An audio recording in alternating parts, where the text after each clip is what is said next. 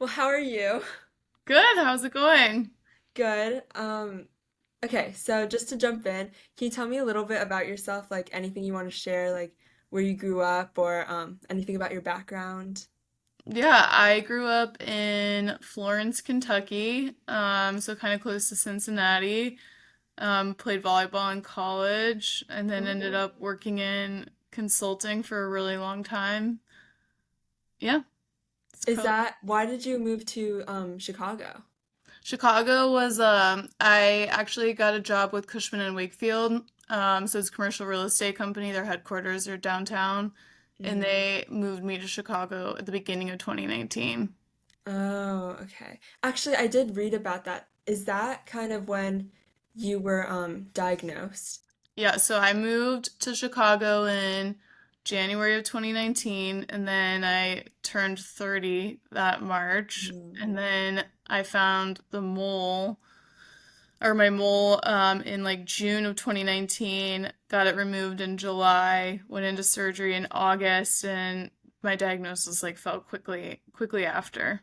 Mm. So like right when I moved. I hadn't been in Chicago for a long time. Yeah. Um, do you think just turning 30 and then finding, that mole on your back, like how do you think that kind of shaped your experience, like in terms of how you found it and then also your age and everything? Well, I would say it's two things. I think like the first thing is I was only 30 when I found it. I actually didn't know anything about melanoma. Mm. I just thought it was ugly. Your mom's heard me like talk about this before. I'm like, it's just ugly. It's not cute. I'm 30. I'm like thriving. Yeah. I just didn't want this ugly mole on my back, so I like called a random dermatologist that was like a block from where I was living. Hmm. And originally my appointment was set for April of 2020. Hmm. Um, Dermatologists are backed up a lot, and I just became obsessed with it at that point though. So I actually called them a week later and told them like, "Hey, I just don't like the way it looks. Could I just come in like when you guys open up and get it removed?" Then and they said yeah. So I went in and had it removed, and like a week later, they had told me I tested positive for melanoma, and then I was in surgery pretty quickly. I don't know much about my labs. Your mom might know a lot about my labs though, because I was at a private institution at the time, not with like research or academia. But they told me it was melanoma. I didn't know what that meant. Honestly, like I remember the dermatologist had called me and said it tested positive for melanoma, and she like was trying to like walk me through stuff, and I was like, "Cool, lady, like I'm at work, I gotta go."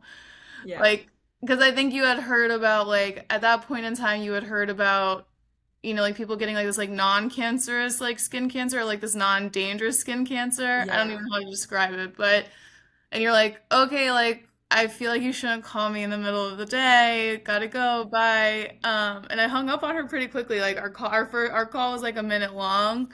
And then I went home. I was actually traveling for work and like Googled it. And I was like, oh, this is like the real cancer. This isn't like the fake Mm. stuff I thought that she was calling me about. But that goes to show you like even like any sort of skin cancer is serious. And I think like Yeah. at the time at the age of 30, I was just like, oh, there's this like non-invasive or like aggressive skin cancer people get. It's not a big deal. And now like, fast forward, I've like come to terms with the fact that it's all like a big deal, right? Mm. But yeah, no, I was 30. I think I was single at the time, then COVID hit, and that was an interesting time to go through immunotherapy treatment. I tell people this all the time. I'm like 36 now, single, and I tell people it's like it's interesting. A big topic you don't hear a lot about is like adolescent and like young adult cancer survivors and like what it really like means or looks like. Because you have a whole life to live, right? Like you're like, Yeah. dang, I got stage 3 like cancer. Like I'm only 30. Like first of all, Mhm. am I gonna live? And the answer Yeah. is yes, right? And then it's like, well, shoot, like how do you really like what does the rest of your life look like, you know? Mm. So then when you first kind of found out that it wasn't just something that you can ignore and it was actually like life-threatening, how Yeah. did that kind of change like your future plans? I would say it's twofold. So like the first thing was I remember when they first told me it was stage 3 melanoma. Hmm. I like my career was just starting to take off, and I remember like at first thinking like, oh shoot, like I'm gonna have to like put a pause on my career because you'd heard about like radiation and chemo and how much interference that ran on you physically. Hmm. So I was really worried about that, and then come to find out I went through immunotherapy treatment, which I had no idea what that was for 13 months, and like not saying it's not like something that should be like looked like down on, right? Like I mean Yeah. it's still pretty intense on its own. But the but here is like I was able to work out the whole time. I worked the whole time. I like didn't lose my hair. So like all these like kind of like feminine things that like you're like worried about, right? Especially at a young Hmm. age, like didn't really get taken away from me, not just feminine things, but also like professional things didn't really get taken away from me. So like that was kind of a blessing. Hmm. Um, what was the second part of your question? How it changed like your future Yeah, plans. yeah. Yeah. So I would say like that was interesting, like going through it, but then like future wise, completely like changes your perspective. I Yeah. think like, especially going through immunotherapy treatment, because I would walk to my treatments, because I lived a couple blocks down the street from Northwestern, and Hmm. like people are like so angry a lot of times, and like in my mind I was like, little do you know, like I'm just walking down the street first of all, so like why are you so angry? But little do you know I just left like treatment, like a Hmm. serious like from a cancer center, like Yeah. you don't have to be so angry. So I think for me like every single day is just how do you like walk with empathy, and just like giving people the space to feel like they have like people that care. And I say all the time like anger is the easiest emotion to have, Mm. but making somebody feel like warm is it's not for you, it's for them. um so that's like definitely like a big part of like how I live every day. I think there's other probably two other sides. Another is just like in gratitude, right? Like I'm very grateful for the people I've had in my life. I've had all the doctors that surrounded me at Northwestern have been amazing. Even to this day, I'll be 6 years this year, and I still talk to them all the time. So like super grateful for that. I also had an all-female doctor team. If you look at everybody who was around me, which I thought was amazing, it's like very Yeah. empowering, right? Yeah. So that's been inspiring. And then I think lastly too is I think something I've like come to terms with, and I share this with a lot of people, is I do think that people are given space in their life for like a certain reason, right? So like I'll Mhm. explain what that means, but it's a like, like no matter what your like religious views are or whatever it is, I think that certain people are given like a particular like type of space, right? And it's like it's up to them to like fill it with grace that is helpful for others based on like the impact that like being given that space had on them. Mhm. So like for me, it's like really been about like I never wore sunscreen. I went to the tanning bed all the time. As a teenager, because I always thought bronze was beautiful, right? And now I'm like, my friends are like, you're so pale, and I'm like, great, that's the most beautiful, that's the most beautiful color in the world. Um, but like I started, like really looking into like sun safety because I was really young at the time and I loved being outside, and um, just realized wearing sunscreen's like a great thing to do, a Mhm. wild concept, and put it into like if you put it into your everyday routine, you don't have to think about it, right? I think Yeah. a lot of people treat it as like a seasonal thing, and I just realized it's like not really seasonal. Like the sun doesn't really like hibernate in the winter; it's still Yeah. there. It's this wild concept. So started putting it into my routine, and like for me, I realized a lot of the products on the shelves weren't that clean, or they weren't that Mm. good for you. So, ended up launching a sunscreen company 5 years later. Yeah. No, that was so inspirational to read that you launched your own sunscreen company. Like, where did you start with that? Because, like from the process of like getting diagnosed and then creating this own like brand, like, how did you start that? I don't even know. No, I know. It's weird. I was just talking about this. Like, if you asked me when I got diagnosed if I was gonna launch a sunscreen company, I would have been like, there's no way. You're crazy.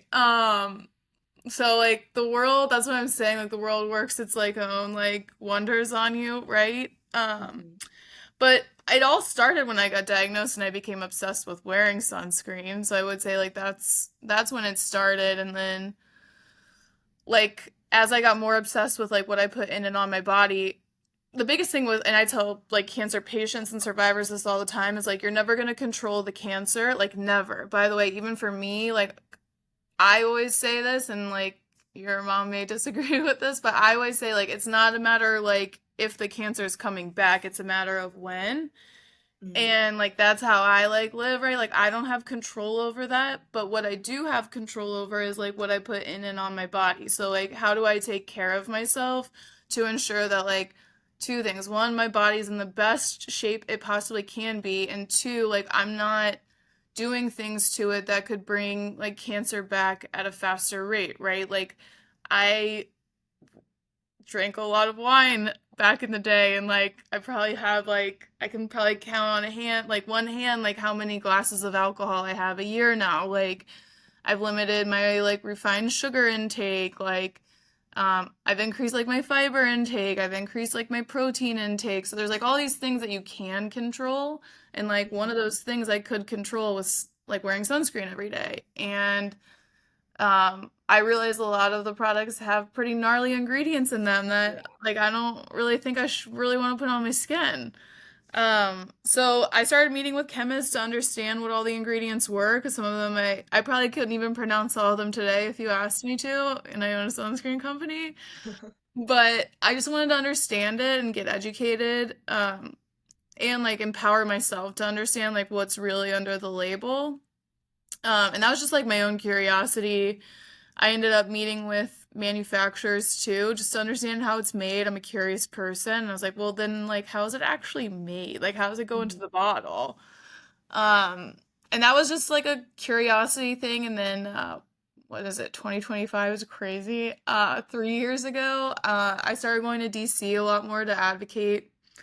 And I didn't have the pleasure of meeting a lot of sunscreen CEOs while I was advocating to bring new active ingredients to the United States. You know, it's been last time we brought active like new active ingredients to the United States that the FDA would deem effective was in 1999. So like I tell people this all the time, like imagine still using the iPod today, like not having this Yeah. like fancy iPhone, like that's where we're at in sunscreen technology.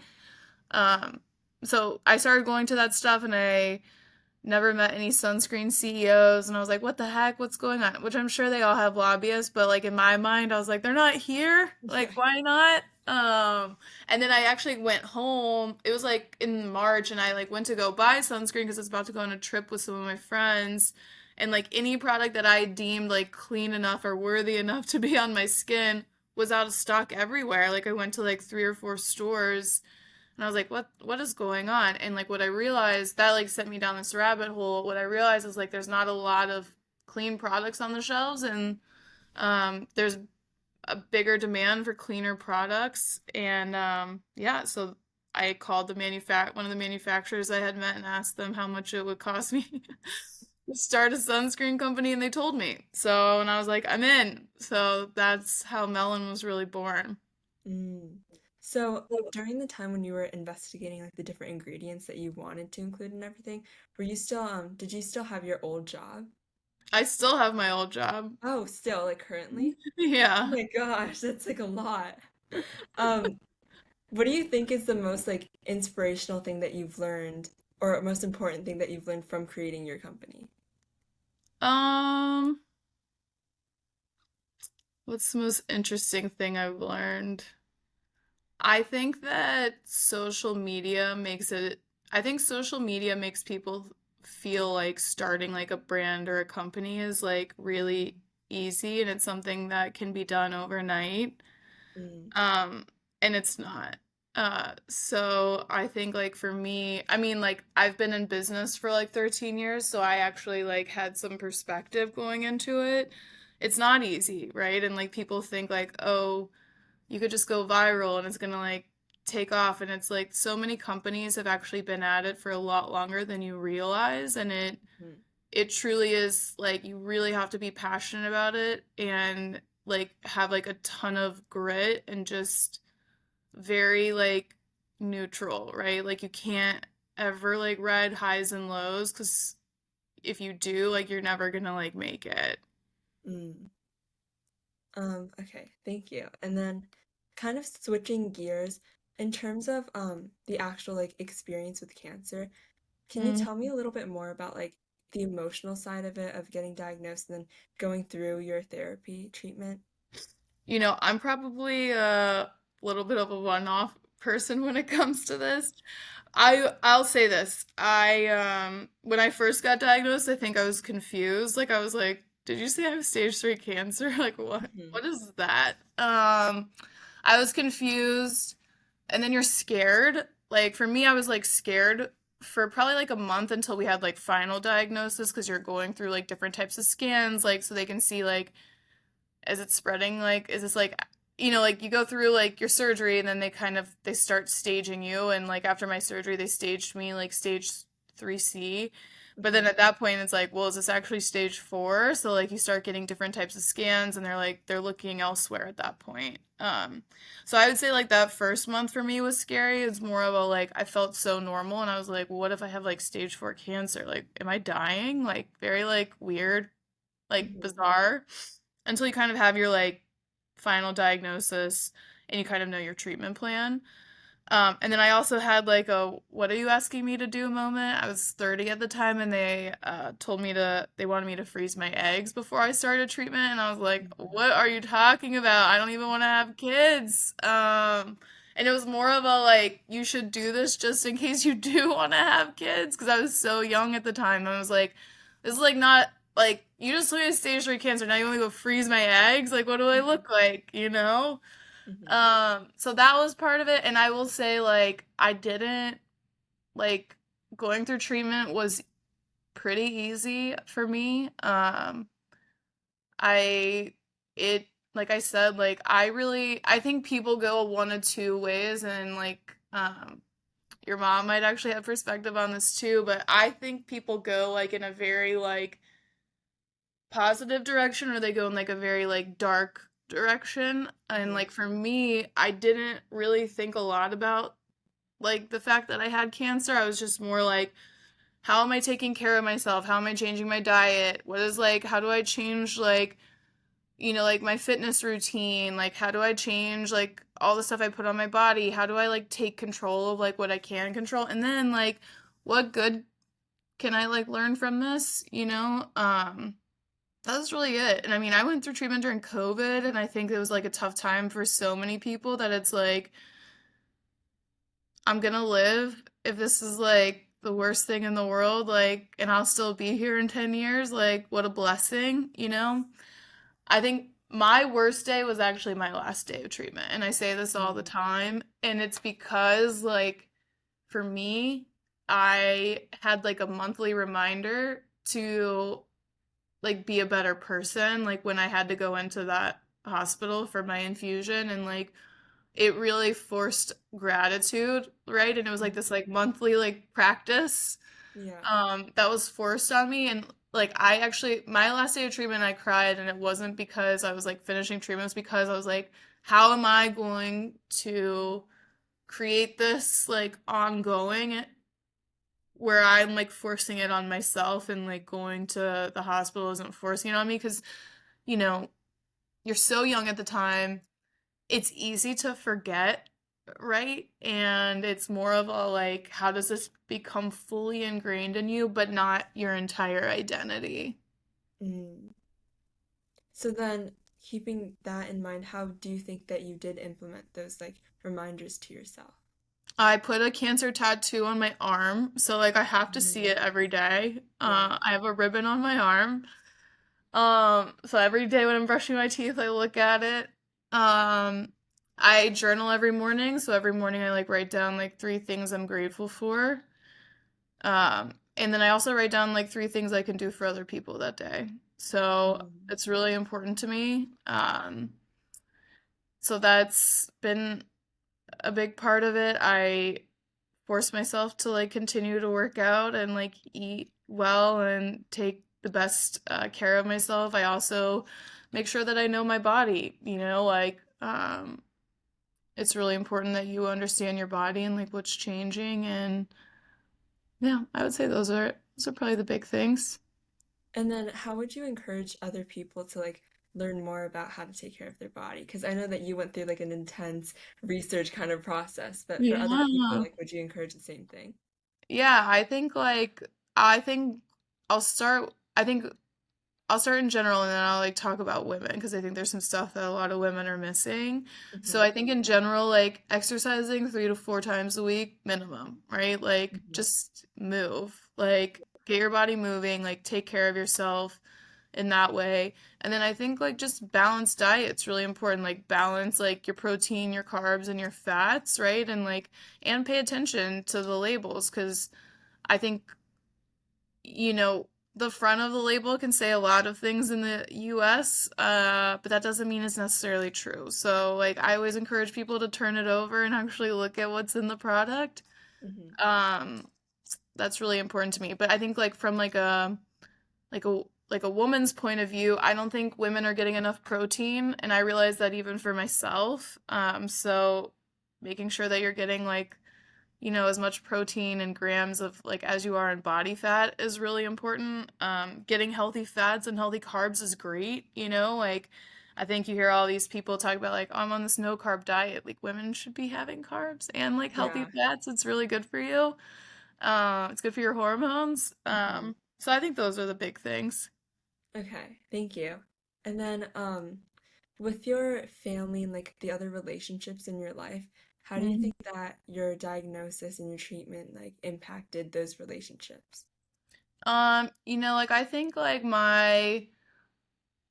I played volleyball in college, so I think like a lot of the people that I'm friends with, like I played volleyball with, Hmm. and it's very much like our friendships are very like team oriented, if that makes Yeah. sense.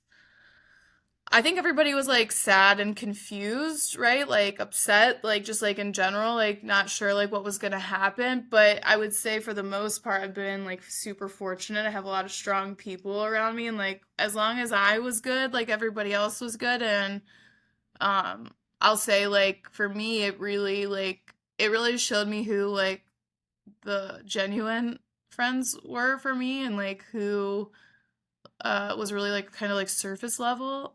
Mm. And like those friendships that like really held out for me during that time, I've like cherished and I like put as much into as I can still to this day. But I think like it's definitely an interesting like thing, right? Like I think friendship wise, like I said, I had some friends they were really there. I mean, unfortunately, like my friends couldn't really be there for me because most of my stuff was going on during COVID. But I mean, Mm. they were FaceTiming me all the time, and I was living in Chicago, and it was COVID, so I was like new to Chicago, and COVID hit. But they were FaceTiming me all the time. I had a really great support system at work. I had an amazing team. All the executives were super supportive as I was going through it. So like I think I'm pretty blessed from that standpoint. I think what's interesting now is, and like what a lot of people don't talk about is like being like a young woman, like as a Hmm. cancer survivor, I think is very, and this is some like a conversation I want to start having, not with you, but like in general, like um when you're like a young woman who's like a cancer survivor, right? And you're like, there's still these like weird societal norms that exist. Hmm. You like go out on a date and like guys are like, whoa, whoa, I don't really want to take care of you. I don't know if this is gonna work out. Hmm. Whereas like if roles are reversed, like women are like very nurturing. They're like, wow, you're so like strong and courageous. I want to like, what can I do for you? And like I think that's been an interesting dynamic to watch unfold. But it doesn't matter because I have like great friends who are there for me. So then, with those societal norms, do you feel like you want to do something to, like combat that, or have you already started like doing something about It's hard, and I'm trying to figure it out because, well, I see it in two ways. Whether I had cancer or not, there's like societal norms, like in general, that still exist on women, right? So, like, it? if you Hmm. think about like, for me, like coming up, it was like you should be everything. Like, you should have a career and like do it all. And heck yeah. And by the way, women are doing it, but then there's still like this like interesting expectation, like same expectations of them in the household as there was previously. So Yeah. like we haven't really seen like that. I wouldn't say it's all the time, but I think like majority of the time you're still seeing it. You haven't quite seen that side of the shift. Like it's a little imbalanced at this point, or it's like you kind of like they focus on their career and then they come up for air at 35. They're like, okay, I'm ready. And then people are like, whoa, whoa, you're a little old now, okay? And Yeah. it's like, but isn't this what you guys wanted me to do? So I think that's part of it. I think the other side of it is like I was talking about like the nurturing piece. I don't really know. I think probably just start talking about it more openly on like podcasts and writing about it more in blogs, but it is an interesting dynamic to observe. Mm. So during your diagnosis, do you think there are like things that you wish people didn't say to you during your diagnosis and your treatment and your whole journey in general? Yeah, I tell people all the time, like the worst thing you can like if somebody's coming to you to share that they're going through like a cancer diagnosis or a cancer treatment, it means they like think they have high regard for you. Like they're sharing Hmm. like something very personal, right? And very vulnerable with you. The worst thing you can say is I'm sorry. Mm. Because it's like it's not your fault, first of all, Yeah. right? Like, so I always tell people like saying like, and you know what? I catch myself saying I'm sorry to people when they like call me about like a parent. I'm like, I'm so sorry to hear like about that news, right? What can I do to like support you? Like, what do you all need? Like, happy to like send any like thoughts or recommendations, like stuff like that. Mm. And then it seems like, spreading the message of like your personal experience about being a younger cancer survivor and also being a woman. So for people that fall into like the same category as you, like what message do you think you would want to give them? I think it's like I always say like focus on what you can control and like focus on the thing. It's like always focus on quality over quantity, right? So Mhm. like anything that's like quality or like meaningful, like double down. If it's like whatever, like don't worry about it, like don't sweat it, Like that's like typically like where I go. Okay. Thank you so much. Is there anything else that you would like to share? No, this was great. Thank you so much. You're welcome.